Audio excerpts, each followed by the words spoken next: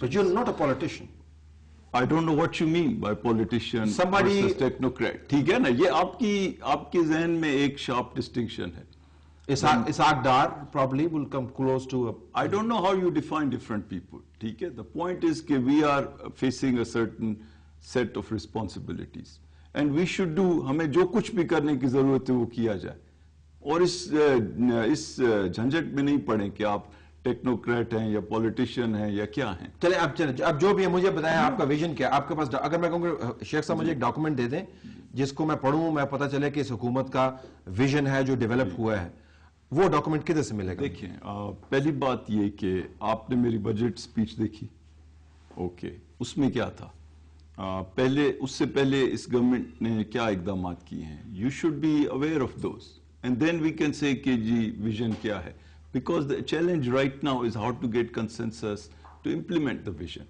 پہلی بات, جب یہ گورنمنٹ آئی تو اس وقت کیا سچویشن تھی؟ جو گروتھ کا فیز تھا وہ تقریباً ختم ہونے کو آ رہا تھا. جو فسکل ڈیفیسٹ تھا وہ 7.6% ہو چکا تھا. انفلیشن ڈبل ڈیجٹ میں تھی. ریزروز ہمارے 11 بلین تک پہنچ چکے تھے. اسٹاک مارکیٹ ہماری بند پڑی ہوئی تھی. اور we had a difficult political transition. اور دوسری جانب we were having a precarious security situation. Okay, this is what was the situation. آج اس وقت کیا ہے؟ اب دیکھیں انفلیشن کتنی ہے؟ اب دیکھیں, the government had to go to the IMF, secure a stabilization program, come back, اور اس کے کیا نتائج آنا شروع ہوئے.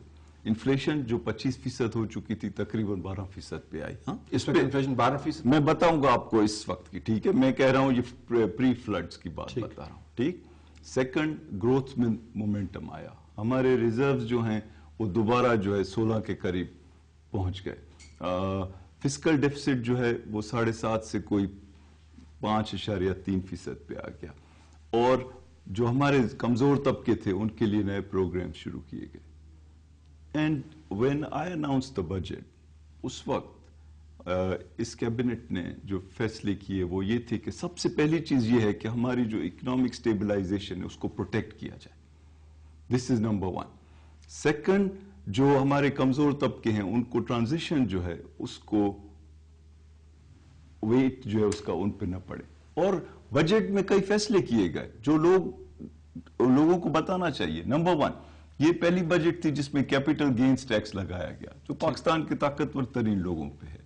جو ٹیکس لوور مڈل کلاس لوگ دیتے تھے 1 لاکھ روپے, اس کی لمٹ بڑھا کر 3 لاکھ کی گئی, جس میں 8 لاکھ جو چھوٹے ٹیکس پیئرز ہیں ان کو فائدہ کیا گیا. اس وقت غریب جو ہے 5 ملین لوگ جو ہیں ان کو ٹارگیٹڈ سبسڈی تحفظ آپ غریب کو دے رہے ہیں اس وقت. انفلیشن کنٹرول میں ہے, قرضوں کا حجم اتنا ہے جتنا کمٹ کیا گیا تھا, گروتھ اتنی ہے. اور معذرت کے ساتھ آپ نے جن ویژن کا ذکر کیا یہ تو اس تمام ایگریمنٹ کا حصہ ہے جو آپ نے IMF کے ساتھ کیا ہوا ہے. یہ اس میں لکھا ہوا ہے 12 پیراگراف میں پڑھ دیتا ہوں اس ایگریمنٹ کا, سٹینڈ بائی ایگریمنٹ جو ہے کہ آپ کا اکنامک پروگرام جو ہوگا 2008, 2009, 2009, 2010 کا seeks to restore the confidence of international domestic investors by addressing the current macroeconomic imbalances جو آپ ایڈریس کرنے کی کوشش کر رہے ہیں, while preserving social stability by protecting the poor. This is part and parcel of your agreement. So that is a good thing, نا. But that is dictated by the IMF. No, why is it dictated? یعنی آپ اگر ایک document اس کو آپ کو report کرنا ہوتا ہے IMF کو, تو آپ کو اپنے پیسے لینے کے لیے جو مانگنے والا ہوتا ہے وہ ویژن کے ساتھ تو نہیں مانگتا. نہیں, دیکھیں دو الگ چیزیں ہیں. سٹینڈرڈ ہے یہ. طلعت صاحب, let's try and understand the role of the IMF. بتائیے, کیونکہ اس کے اوپر بہت یہ چلتا رہتا ہے IMF کا. میں اس سے پہلے ایک چیز مکمل کر لوں کہ ہماری جو سچویشن تھی وہ ورسن ہوئی. بجٹ کے بعد ہماری سچویشن ورسن ہوئی, لیکن اس کے اندر 3 چیزیں ہیں جو بہت اہم ہے سمجھنا. نمبر 1, جو فلڈز آئے. یعنی یہ نہیں ہو سکتا ہے کہ پاکستان کی تاریخ کا سب سے بڑا سانحہ ہو جس میں 2 کروڑ لوگ افیکٹ ہوں, ہماری رائس کراپ آدھی ڈسٹروائے ہو جائے, ہماری کاٹن بیل 1 ملین ٹن جو ہے ڈسٹروائے ہو جائے, ہمارا $10 بلین کا نقصان ہو according to World Bank and Asian Development Bank, اور 1000 سے زیادہ جو ہے مائل کا ایریا جو افیکٹ ہو, 78 سے زیادہ ڈسٹرکٹس افیکٹ ہوں, ہماری پیٹرولیم ریفائنریز جو ہیں وہ بند پڑی رہیں اور 9% ہماری پیٹرول کی جو ہے ریفائننگ کیپیسٹی افیکٹ ہو, ہماری جو پورے ملک کی آمدنی ہے جی ڈی پی وہ 2% افیکٹ ہو, وہ 4.5 سے ہمیں 2.5%, اور ہم 6 مہینے بعد اس کے بیٹھیں اور چڑھائی کر دیں کہ جی اس کا کوئی اثر نہیں ہوا, تو میں یہ کہہ رہا ہوں ایک یہ چیز ہے, this is bad luck. Okay, flood is bad luck, flood کی وجہ سے. ٹھیک ہے, اگر جو شوکت ترین صاحب نے فلڈ سے بہت پہلے کہہ دیا تھا کہ اکانومی کی حالت بڑی خراب ہے, خدا کا واسطہ اس کو ٹھیک کریں, انڈیکیٹرز جو ہے فلڈ سے پہلے اتنے اچھے نہیں تھے. بہرحال میں تو یہ کہہ رہا ہوں نا کہ اس وقت ایگریویٹ کر دیا فلڈ نے. ٹھیک ہے, اور یہ بڑی ایگریویشن. دوسری بات دیکھیں,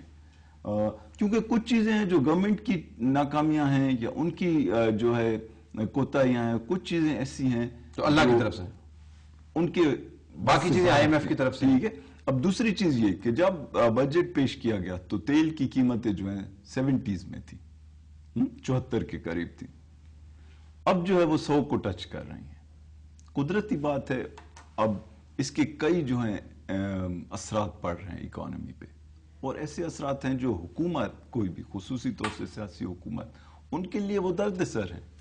یعنی آپ یہ سمجھ رہے ہیں کہ آپ کو لوگوں کی بڑی فکر ہے, اور ہے کیونکہ میں آپ کو جانتا ہوں, لیکن جن لوگوں نے اپنے ووٹ دیے اور باہر نکلے, سڑکوں پہ آئے اور آپ پہ اعتماد کیا اور آپ کو اس ملک کی حکومت دی, کیا ان کو فکر نہیں ہے؟ یہی تو ہمارا بڑا سوال ہے.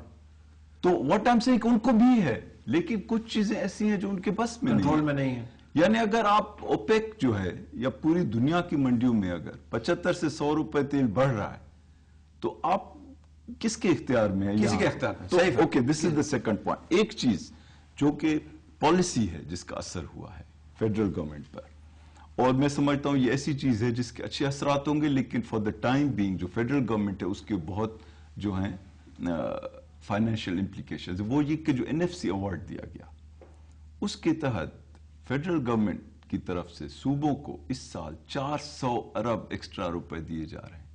اگر چلے اتنی ریونیو کلیکشن نہ ہو بھی, کم از کم 300 ارب روپے.